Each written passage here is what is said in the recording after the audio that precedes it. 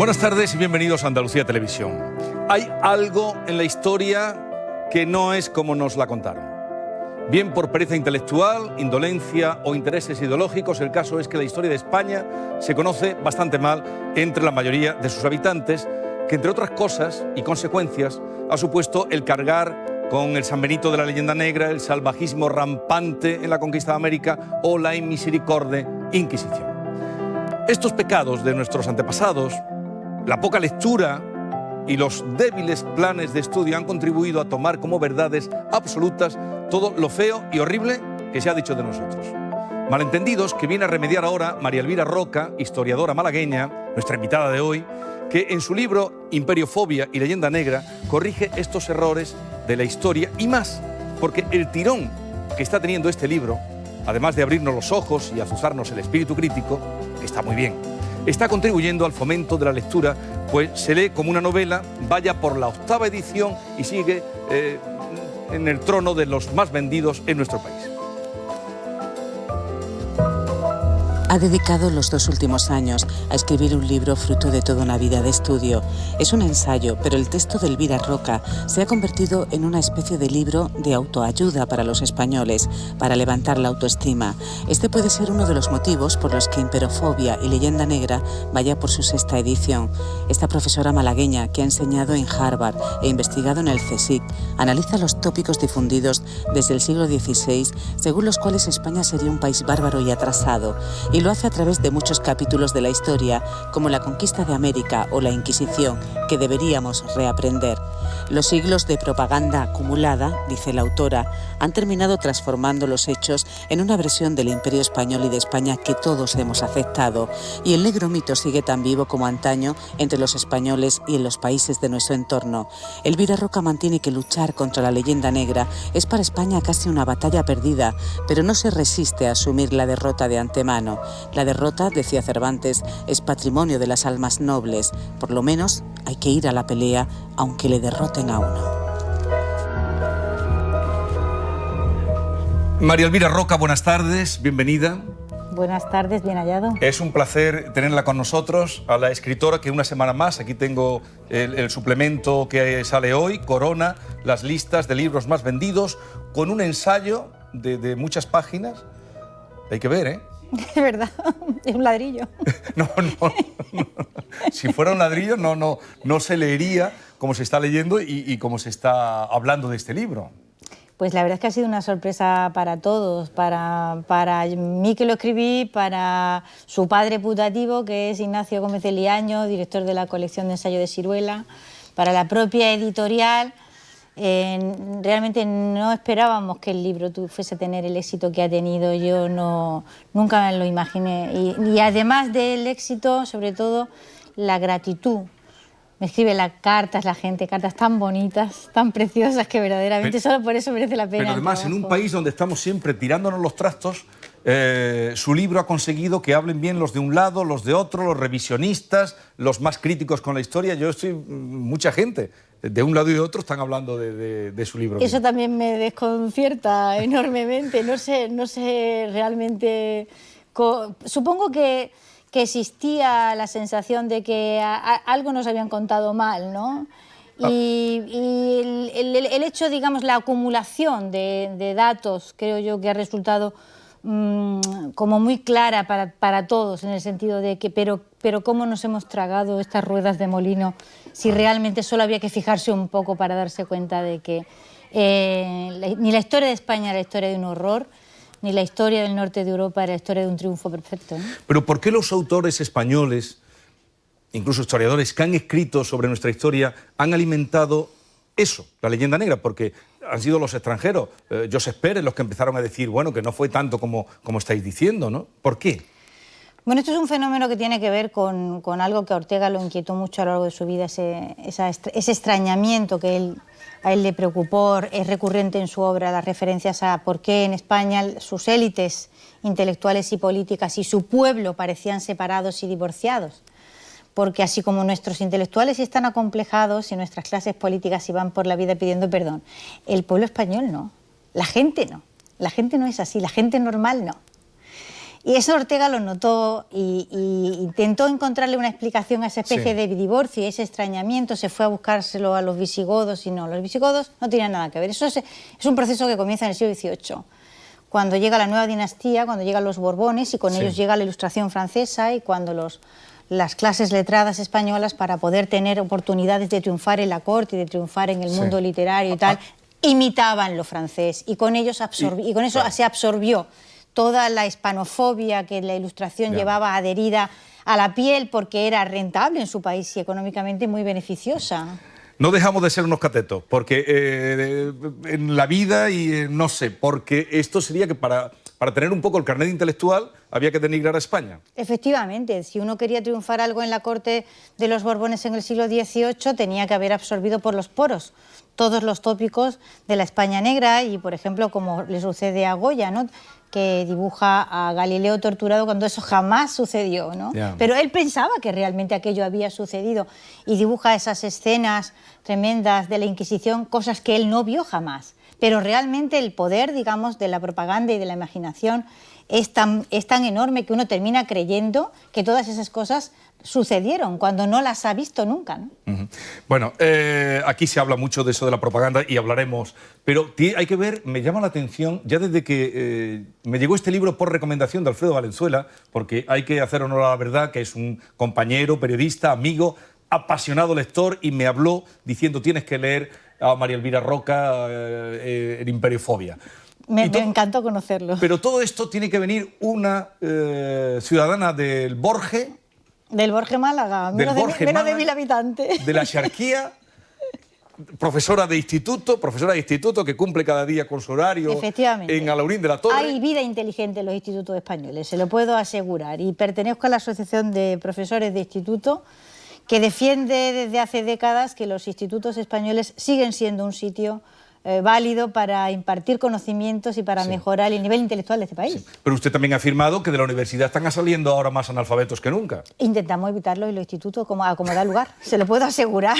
¿Qué quiere decir, que lo analfabetizan en la universidad? No, lo que sucede es que, digamos, vivimos en una etapa en la que una especie de buenismo malentendido ha llevado a una devaluación del conocimiento. Es decir, nuestro trabajo es prácticamente una batalla diaria la que hay que librar para quitar de en medio una cantidad increíble de hojarasca y a ver si conseguimos enseñar teoremas de Pitágoras, cálculo diferencial, historia de España, etcétera, etcétera. El conocimiento, que de eso se trata. Si uno no tiene conocimiento, entonces va por la vida vendido y en manos de cualquiera. Estoy plenamente de acuerdo con usted. Me alegro. Pero totalmente de acuerdo. La importancia de saber, conocer... Para y entonces, ¿contra qué nos debatimos? Pues fíjese, el otro día me decía una alumna del máster de secundaria que a ellos les enseñan en el máster que realmente no importa nada memorizar ni tener cosas aprendidas en la cabeza, porque hoy día Google te ofrece todo. Y me pareció atroz, que decir, hemos confundido dos cosas que no tienen nada que ver, la información y el conocimiento. Claro. La información es una cosa y el conocimiento es otra. Y para construir conocimientos es necesario que esos conocimientos habiten en nuestra cabeza, si no, ¿cómo vamos a disponer de ellos? Bien, vamos a entrar algo más en el libro. ¿Por qué sostiene que el tópico de los españoles en América no fue, como nos han contado, no fue tan cruel, no fue tan sangriento? Bueno, pues porque hay cosas que son... Este libro es en gran medida una especie de reducción al absurdo, de puro llevar las cosas al extremo de perogrullo. Es decir, los españoles llegan a América y son siempre pocos, son siempre muy pocos. Para empezar, ¿por qué nos enteramos de que la población indígena disminuye? Porque los oficiales de la corona, porque los clérigos informan de que hay problemas de salud y por eso lo sabemos. Con las investigaciones de Francisco Guerra Pérez Caral conocemos prácticamente todas las medidas que el imperio adoptó para evitar la propagación de enfermedades en América. Y al cabo de relativamente poco tiempo tenemos unas ciudades muy grandes, bien censadas, conocemos la población que había. ¿Quién llenaba esas ciudades si los españoles eran tan pocos? Yo siempre pongo el ejemplo, ¿cuántos romanos vinieron aquí? Muy pocos romanos. ¿Pocos romanos vinieron? Bueno. Pocos romanos vinieron, poquísimos romanos. Y América fueron muy pocos españoles. En cambio, las ciudades eran muy grandes, tenían más de 100.000 habitantes. El Cuzco, Veracruz, Cartagena de Indias. Quiere decir que algo tuvieron que hacer. Claro, para que esas ciudades estuvieran llenas de gente, de alguna manera. y no las habían podido, la capacidad de transporte era muy limitada, y luego además el archivo de Indias, que verdaderamente es exhaustivo. Bueno, pues los más optimistas, hacia 1700 es difícil que haya ido a América españoles peninsulares más de 200.000. Entonces, ¿cómo se llenan las ciudades? Bueno, si la Inquisición española no fue la menos dura de Europa, que eso es lo que usted sostiene, ¿por qué se cree...? ¿Le puedo interrumpir? Sí, por supuesto. Fíjese las imágenes que hay detrás de usted y que usted está enseñando, ¿vale? No, yo no estoy enseñando. Bueno, su programa, digamos, lo de que somos torpes, Pero... somos muy torpes. No hago más que ser un soporte de imágenes negativas de España, y esto me irrita muchísimo. No, pero estas imágenes se ponen justamente para decir lo contrario, que es lo que usted está rebatiendo. Esas imágenes emiten un mensaje negativo constantemente, y lo llevan emitiendo siglos, y cada vez que hablamos de ello y las ponemos y las publicitamos, se quedan en la retina imágenes desagradables vinculadas al pasado de este país, cuando hay imágenes preciosas, magníficas. Como tendrá que venir otra vez, porque veo que me voy quedando sin tiempo, haremos la selección de imágenes conjuntas. Eso, ahora tenemos aquí a Diego Rivera y a un Hernán Cortés sifilítico y destruido. Y hay cosas muy hermosas que enseñar. La próxima vez vamos a pactar las imágenes antes de ir al programa. Por favor, sí. A ver, por ejemplo, la quema de brujas, ¿abundó más en España que en otros países? No, si aquí no hubo apenas. O sea, si Génesis no se equivoca en su investigación en los archivos de la Suprema, hubo 27 a la llevar a la Inquisición. Pero ahora vamos a hablar de la Inquisición. Pero es que eso no... Eso no fue. Eso no fue. Pero por eso ahora viene usted a decir que eso no fue, que es lo que se ha dicho. Pero yo tengo otras imágenes más bonitas. Próximamente. Bueno, si Génesis no se equivocó, y no se ha equivocado, y no lo creo que se equivocara, ni él ni Contreras, en su investigación en los archivos de la Suprema, fueron quemadas en España 27 brujas, en total en todo el tiempo. Y además esas personas quemadas por brujería en la mayor parte de las ocasiones, y más imágenes. Bueno, vamos a dejar de poner imágenes, por favor. Pongamos imágenes y sacamos imágenes de ella, imágenes podemos poner la de la princesa Inca. La próxima vez seleccionaremos las imágenes, pero un poco era el referente, que es lo que usted está ahora Lo que estoy intentando decir es que en España esas condenas fueron siempre aparejadas a delitos sustantivos, es decir, nadie... fue una cosa excepcional, la condena solo por brujería. La condena por brujería iba aparejada a otras condenas, o sea, a delitos del tipo asesinatos o robos o daños a otras personas, ¿no? Al lado de aquella monstruosidad que fue la caza de brujas en los territorios protestantes, que dejó detrás de sí miles de muertos de una manera tan arbitraria y tan atroz que ni siquiera se pueden cuantificar, porque en la mayor parte de las ocasiones nosotros conocemos nuestros casos todos perfectamente bien, están instruidos conforme a un proceso legal reglamentado, y desde su principio hasta su fin dejan un legajo de documentos que te permite conocer hasta el último detalle. La mayor parte de estos crímenes en Europa no tienen historia porque fueron puramente linchamientos, simplemente. Y en Europa hubo mucho más. Horroroso, miles de muertos, 44.000 muertos, calcula Génesis. Otro asunto clave, el famoso saqueo de Roma, que ahí es donde empieza la leyenda negra, ¿no? No, la leyenda negra había empezado. La leyenda negra empieza antes, empieza en Italia, y empieza en Italia simplemente pues porque la expansión primera de España se produce en Aragón, o sea, y va hacia el Mediterráneo, ¿no? Y comienza ya en el siglo XV.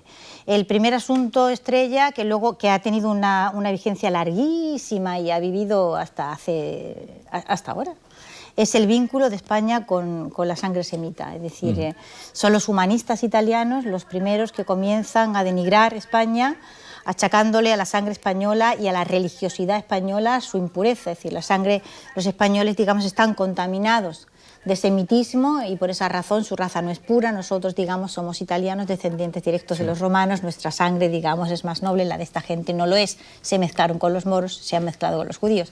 Y además esto les ha estropeado también la religión. O sea, que no son buenos cristianos en realidad, porque como están contaminados de semitismo, Marrani era un sinónimo de español en el siglo XVI, ¿no? En Italia. Pero volviendo al saqueo de Roma, que precisamente usted cuenta aquí que no fueron los españoles, fueron los soldados alemanes. Fueron la mayor parte de los que participaron en el saqueo en esos 2 años. Carlos V, lejos de alentar aquello, lo que hizo fue, en fin, pararlo, ¿no? Efectivamente, fue ordenado por un francés, el conde de Borbón. y la mayor parte de los que participaron en aquel saqueo eran lansquenets alemanes, protestantes además, por cierto, muchos de ellos. Es decir, pero el asunto de la imperiofobia, digamos, funciona siempre agarrando una realidad pequeña, magnificándola y ocultando todo lo demás. Es decir, en el mecanismo de la leyenda negra es tan importante lo que se dice como lo que se oculta. Yeah. No puedes negar que hubo españoles en el saco de Roma. No puedes negarlo, es cierto que ocurrió. Sí. Ahora, tú tapas todo lo demás. Claro. ¿Vale? Tapas que el que lo ordenó no era español, tapas que la mayor parte de los que participaron en él no eran españoles tampoco. Había prácticamente 8.000 españoles por 16.000 como 16.000 lansquenetes alemanes. Tampoco los protestantes salen muy bien parados, porque, por ejemplo, Calvino se llevó por delante en una población de 10.000 personas. ¿Cuántos dice? 500. En 20 y tantos años quemó 500 personas. Quemó 500 personas. Sí, alrededor de 500 personas. Claro, si hacemos una extrapolación... Pero tampoco tenemos las cifras exactas. Bueno, ¿vale? pero, porque tampoco hubo juicios. Pero claro, si para lograr una proporción así, de en una ciudad de 10.000 personas, cepillarse 500, en la Inquisición hubiera tenido que haber matar 1 millón de personas o algo así. Más de 1 millón, digamos. Sí.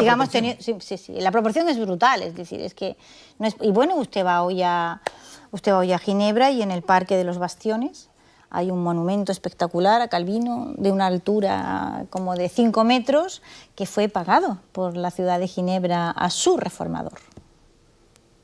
Y a ver quién se atreve a tocarlo. Y a ver quién se atreve a tocarlo. Si le hace a alguien un monumentillo así de chico a Torquemada, nos tenemos que ir todos del país. Bueno, ya veis las calles, por ejemplo.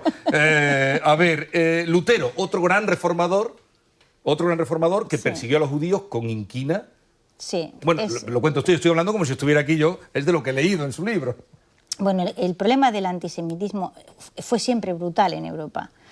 Lo que sucede es que, digamos, dentro como parte del prejuicio antisemita le cae a los españoles desde el minuto 1, es decir, la condena moral a los españoles por la contaminación semita de su sangre, eso es un tópico que empieza a utilizarse en Italia con los humanistas italianos y atraviesa, llega al luteranismo perfectamente vivo y sigue durante el siglo XVIII. O sea, eso el vínculo del antisemitismo con la hispanofobia es estrechísimo y dura años. Merecería realmente una monografía, un estudio profundo desde sus orígenes, ¿no?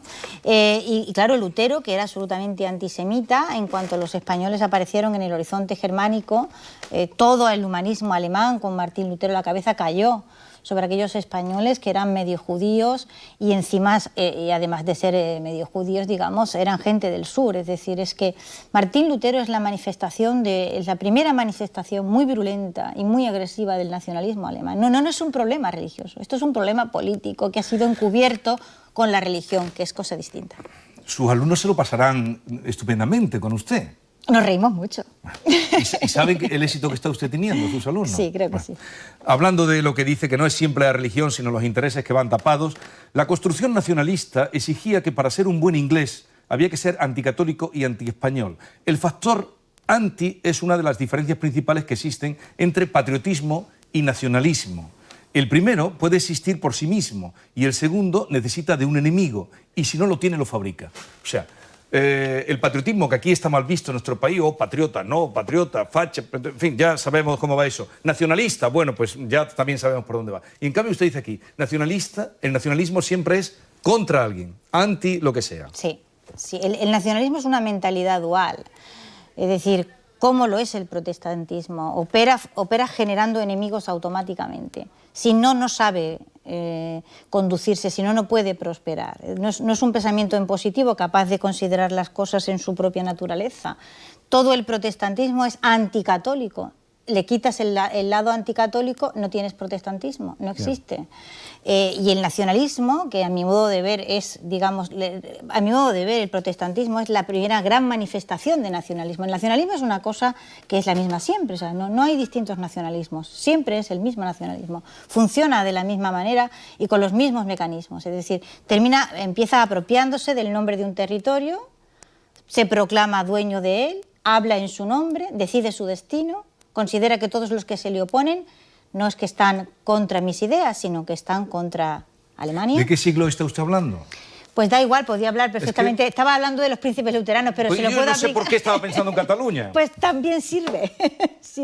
Le estoy diciendo que el nacionalismo siempre es igual. funciona como como todas las mentalidades duales, funcionan segregando un enemigo, haciendo de la segregación de ese enemigo su sistema de triunfo. Sí. Es terrible. ¿Veremos una Cataluña independiente? No. ¿Y lo de las armas, la entrega esta de armas de ETA, se lo cree?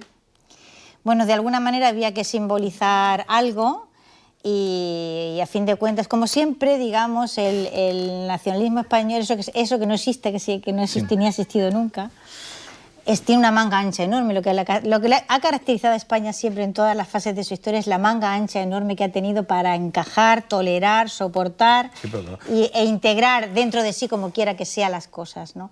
En el norte, evidentemente, han sucedido cosas terribles y era inútil intentar, probablemente, que quienes las cometieron lo reconocieran. Y entonces... Pero claro, si luego vienen los del 98 y se autoflagelan por los males de España, gente tan seria, gente tan culta, porque eso sí que había ahí algunos también muy cultos, muy ilustrados, y se autoflagelaban, pasaron todo el tiempo autoflagelándose por los males de España. Porque, digamos, al 98, tengo en cuenta que durante el siglo XIX... se reescribe la historia de Europa, la que nosotros estudiamos ahora en los libros. Es decir, la historia de Europa, el relato de la historia de Europa, que nosotros conocemos y que se ha solidificado en los libros de texto, se construye en el XIX, en el momento álgido, digamos, del nacionalismo alemán, de la época de su unificación, en el momento álgido también del nacionalismo anglicano, en el momento victoriano, digamos, de gran triunfo colonial, en el momento de la unificación italiana. Es decir, es muy difícil para España, yo no sé ni cómo el país ha sobrevivido, habiendo colisionado como ha colisionado con todos los nacionalismos que en Europa han emergido en distintas épocas de su historia, ¿no? Entonces, en el siglo XIX se produce, digamos, esa gran reescritura y claro, nuestro imperio se está destrozando en este momento. Es decir, no hay en ningún lado del imperio capacidad, ni sosiego intelectual ni mental, como para ponerse a cuestionar esa versión de la historia de Europa que en el siglo XIX se está solidificando. Cuando se empieza a aceptar esta realidad, en la segunda mitad del siglo XIX, nuestras clases letradas y nuestras universidades absorben la historia de Europa que se ha escrito en alemán, que se ha escrito en inglés y que se ha escrito en francés. Y en ese momento ya eso viene a encajar como un guante en el hecho de que realmente las generaciones a las que les tocó gestionar el derrumbe, bueno, hay que tener compasión. Quiero decir que es muy difícil. Pero usted acaba de decir que España existe de milagro.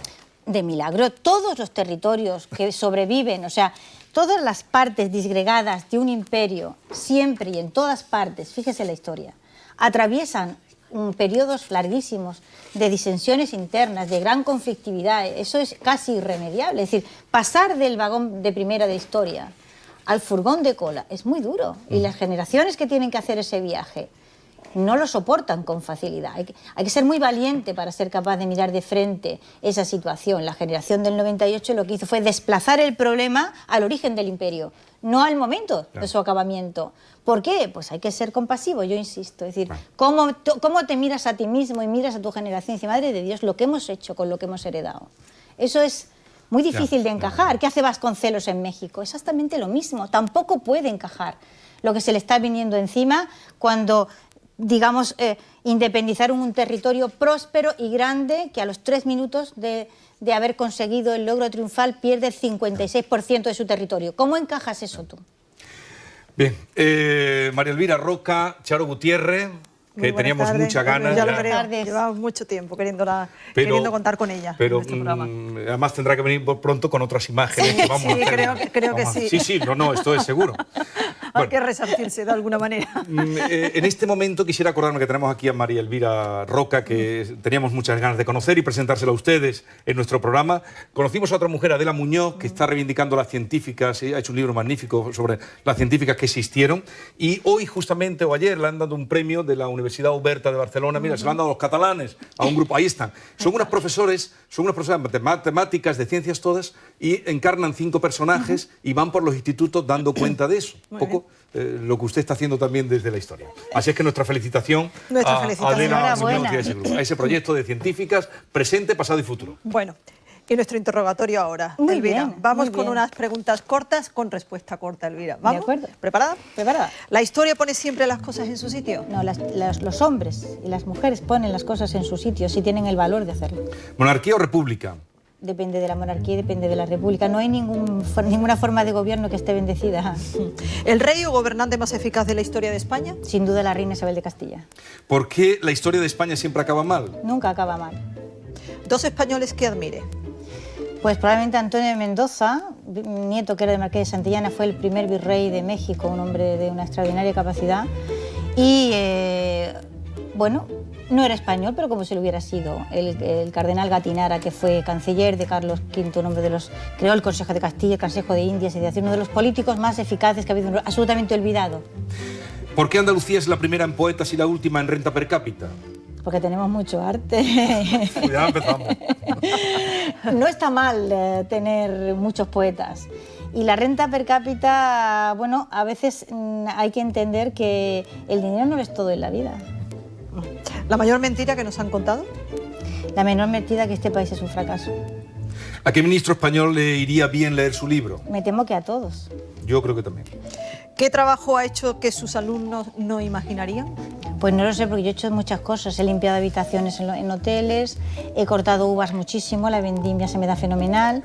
Y, en fin, yo he trabajado en esta vida en bastantes cosas. El pecado más común de los españoles es la envidia, como dicen, es la corrupción, es la ignorancia. Es la falta de autoestima y de respeto hacia sí mismos.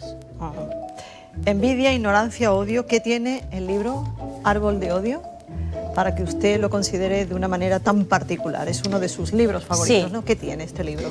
Bueno, este libro lo escribe un californiano, profesor de la Universidad de California, Philip Wayne Powell, ¿Sí? Y ahí está en su edición en español, la hizo por Rúa en México.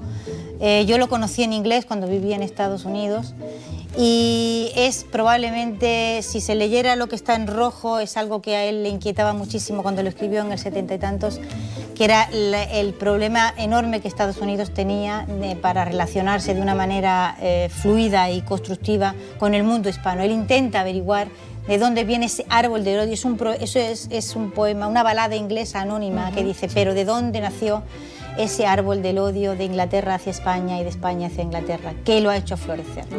Y él intenta dar respuesta a esa pregunta. Es un libro que está escrito con una valentía extraordinaria. Nadie en España en 1971 hubiera tenido el valor de escribir las cosas que Wayne Powell escribió, con el coraje que él se enfrentó a ese problema. A mí me ha alumbrado muchísimo. Pues mucho de ignorancia, de odio, pero también mucho de ejemplo moral tiene la película que usted nos ha detallado, nos ha puntualizado, que es Matar al Ruiseñor. ¿Qué le gusta de esta película? ¿Por qué esta película en concreto? Bueno, Matar a un ruiseñor yo creo que es mi película favorita desde que era pequeña. Quizás porque la heredé de mi padre, que también le encantaba la película. Todo me parece magnífico en ella, la interpretación, la historia. Plantea cosas que no se plantean normalmente, ¿no? El problema de fondo, que es esa especie de racismo sexual, si recordamos, es la imposibilidad de aceptar que una mujer blanca pueda sentirse atraída sexualmente por un hombre de color, lo que lleva a toda la tragedia que viene después, ¿no? Luego trata otro tema, ahora que los hombres están tan mal vistos, ¿no? que a mí me interesa muchísimo, y es la paternidad, ¿no? Siempre hemos estado dispuestos a aceptar que la maternidad tiene un lado heroico y magnífico, eso es mundial. Atticus era, ¿no? Atticus es un hombre solo, es un padre, digamos, solo, que se ha quedado con sus hijos, y es verdaderamente la imagen de ese padre responsable, de ese hombre que, sin dejar de ser hombre, ¿vale?, es capaz de afrontar en solitario la crianza de sus hijos. A mí me parece una figura de hombre absolutamente espléndida, Atticus. Adela, tenemos un minuto para dos cosas. Una, para que nos hable de la música que a usted le gusta, que es muy especial. Hemos intentado traerle el tema que le gusta, el verso, no ha sido posible. Está sonando algo, pero no tiene nada que ver con lo que, vamos, me refiero con el tema que usted ha ¿Qué dicho. música es? Música barroca, ¿no?, de la época. Sí, es música barroca. Bueno, el tema que yo había propuesto está en un disco que no se puede comprar aquí en España, desdichadamente, hay que mandarlo a Francia a pedir. Del ensamble Mojos, que es la música barroca que se ha conservado en la zona de Bolivia. Es un patrimonio cultural, musical, comparable al de cualquier nación europea. En la zona, digamos, es territorio ahora boliviano, ¿vale?, de la zona de la Amazonia, de los mojos y los indios mojos y los chiquitos. Bueno, pues fíjese que desde la expulsión de la compañía en 1700 y pico, ellos han conservado todo ese patrimonio, lo han engrandecido. Estoy hablando no solo del canto, de la ejecución musical, estoy hablando de la lutería, de la construcción de instrumentos en una zona donde la putrefacción es No nos da evidente. tiempo a revisar la siento pintura, mucho, lo siento que era mucho. preciosa también, pero nos tenemos Pero que sí ir. el recuerdo que nos deja en Sí. nuestro fotomatón María Elvira Roca. Vamos a verlo cómo ha quedado.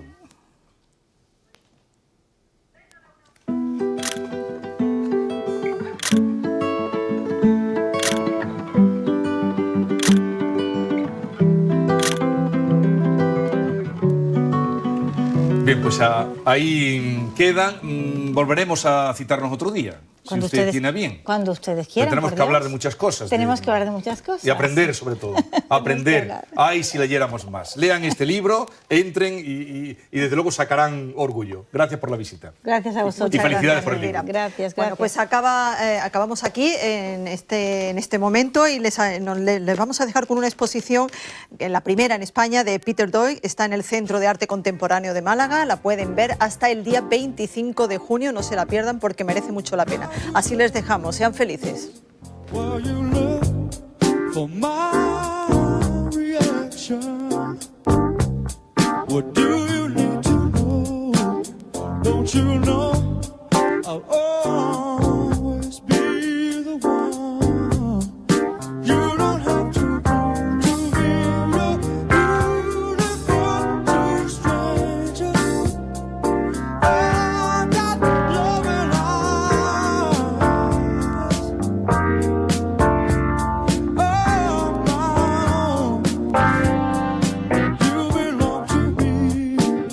in this life, anyone can tell, any fool can see who you need. I know you want to wear. You don't have to prove to be beautiful to strangers. I got loving eyes. And I can tell you belong to me. Tell him you were fooling. You belong to me. Oh, girl, you belong to me. Tell him he's a stranger. You belong to me. You belong to me.